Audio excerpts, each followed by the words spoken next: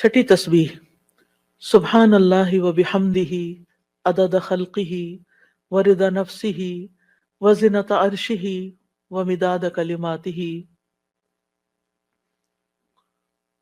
پاکیزگی ہے اللہ کی اس کی تعریفوں کے ساتھ، اس قدر جتنی کہ اس کی مخلوق ہے، اتنی کہ وہ اس سے راضی ہو جائے، اور اس کے عرش کے وزن کے برابر، اور اس قدر جتنی کہ اس کے کلمات کی روشنائی ہے۔ رسول اللہ صلی اللہ علیہ وسلم حضرت جویریہ کے پاس سے نکلتے ہیں صبح کی نماز ادا کرنے کے لیے۔ وہ اپنی جائے نماز پر بیٹھی ہوئی تھی، پھر دن چڑھے واپس انہی کے پاس تشریف لاتے ہیں، وہ وہیں بیٹھی ہوئی تھی۔ آپ نے فرمایا، جس وقت میں تمہارے پاس سے گیا ہوں تم اسی طرح بیٹھی ہو؟ انہوں نے عرض کیا، جی ہاں۔ نبی صلی اللہ علیہ وسلم نے فرمایا، میں نے تمہارے بعد ایسے 4 کلمات 3 بار کہے ہیں کہ اگر تمہارے آج کے کہے ہوئے کلمات کو ان کے ساتھ وزن کیا جائے تو ان کلمات کا وزن زیادہ ہوگا، اور وہ ہیں سبحان اللہ و بحمدہ عدد خلقہ ورضا نفسہ وزنۃ عرشہ ومداد کلماتہ۔ اللہ سبحانہ و تعالیٰ کی حمد و ثنا، سبحان اللہ و بحمدہ، تسبیح حمد کے ساتھ، کتنی دفعہ؟ عدد خلقہ، اس کی مخلوقات کی تعداد کے برابر، یعنی جتنی بھی اللہ کی مخلوقات ہیں، آپ جانتے ہیں کتنی؟ گن سکتے ہیں؟ گن ہی نہیں سکتے۔ اگر ہم صرف اپنی انگلی کا ایک پور لگائیں مٹی کے اوپر اور اس کے ساتھ جتنے ذرات آئیں ہم وہ بھی نہیں گن سکتے، ہم وہ بھی نہیں گن سکتے۔ اور ہر ذرے کے اندر، ہر ایٹم کے اندر پھر الیکٹران، پروٹون وغیرہ جو کچھ ہے، اس کو گننا چاہیں تو گن ہی نہیں سکتے، ہم نہیں گن سکتے۔ وَمَا يَعْلَمُ جُنُودَ رَبِّكَ إِلَّا هُوَ،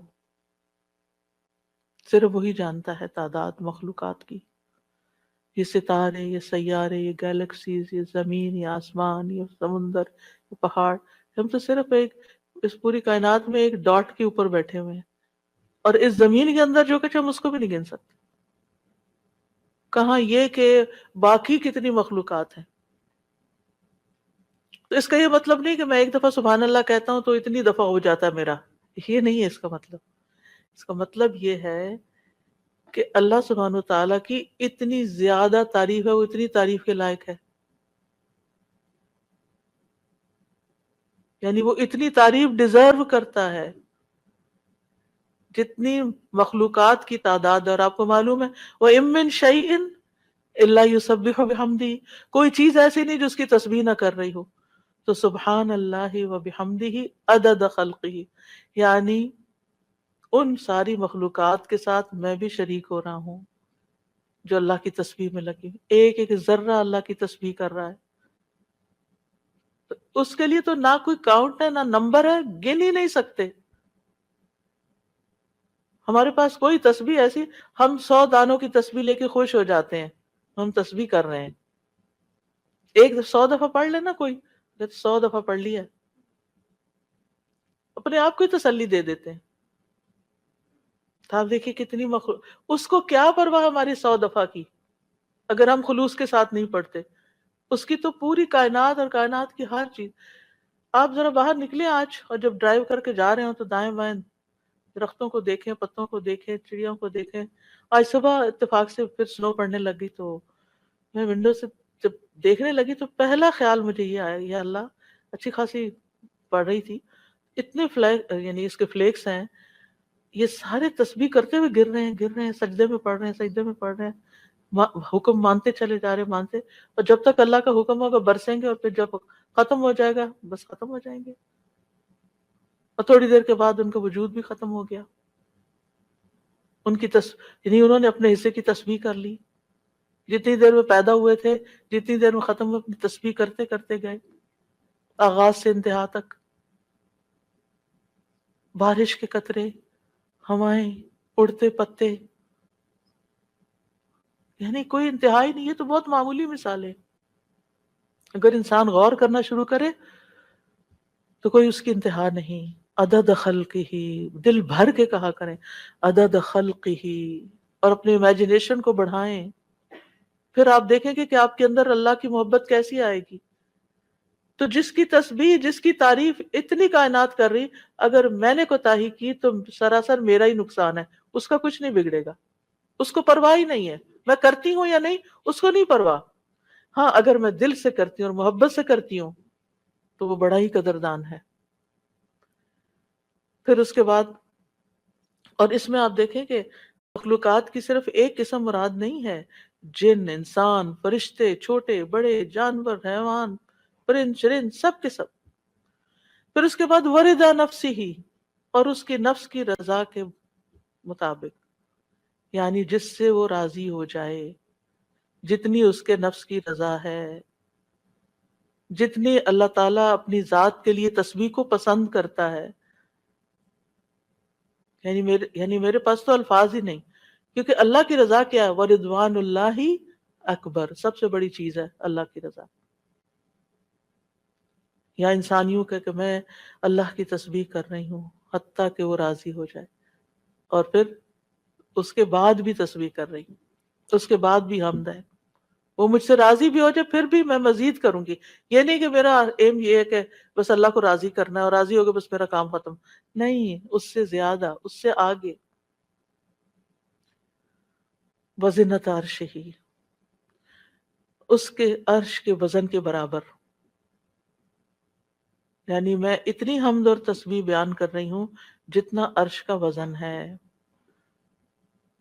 عرش ساری مخلوقات میں سے سب سے بڑی چیز ہے. وَهُوَ رَبُّ الْعَرْشِ الْعَظِيمِ. ابو درداء کہتے ہیں نبی صلی اللہ علیہ وسلم نے فرمایا، ابو ذر کہتے ہیں نبی صلی اللہ علیہ وسلم نے فرمایا، اے ابو ذر، کرسی کے مقابلے میں 7 آسمان اس طرح ہیں جیسے بیابان زمین میں کوئی چھلا پڑا ہوا ہو. پھر کرسی کے مقابلے میں عرش کا حجم اتنا ہے جیسے اس چھلے کے مقابلے میں بیابان کا وجود ہے. سبحان اللہ. اگر کرسی جو وسع کرسیہ السماوات والارض ہے،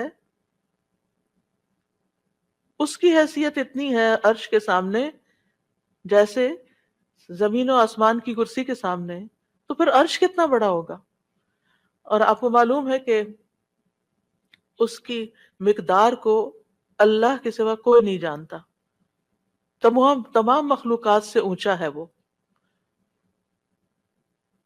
یعنی مخلوقات کے بعد جو ہے وہ پانی ہے، آسمان ہے، اور آسمان کے بعد پانی، اور پانی کے بعد اوپر اللہ سبحانہ وتعالیٰ کا عرش ہے. یعنی آسمان کے بعد جنت کے 100 درجے ہیں، اور ہر درجے کا درمیانی فاصلہ جو ہے وہ اتنا ہی ہے جیسے زمین اور آسمان کے بیچ کا فاصلہ. اور جنت الفردوس کی چھت اس کے اوپر عرش ہے.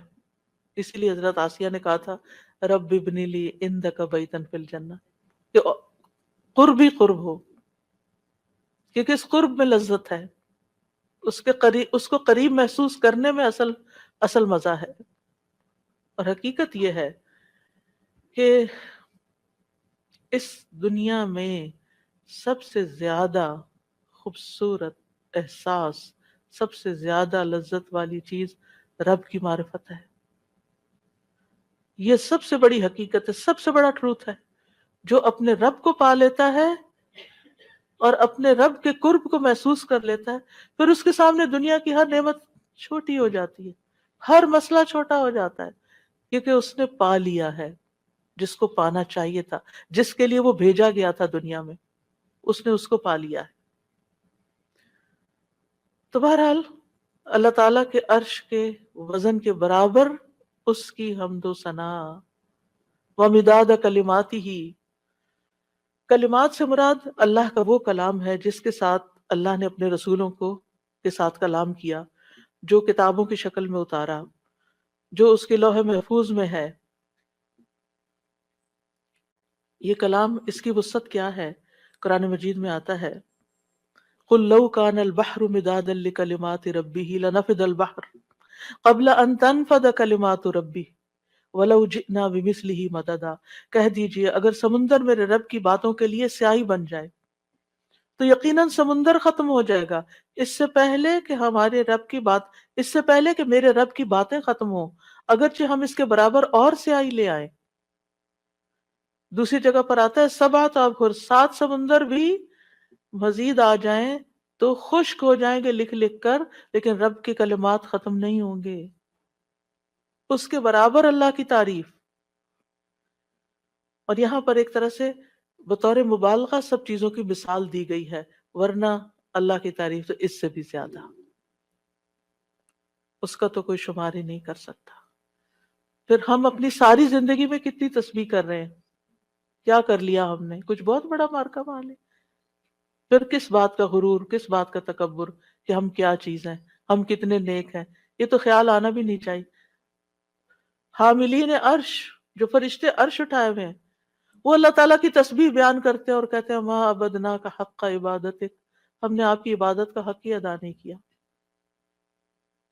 وہ اللہ کی عظمت کو جانتے ہیں نا، اس لیے کہتے ہیں کہ ہم نے عبادت کا حق ادا نہیں کیا.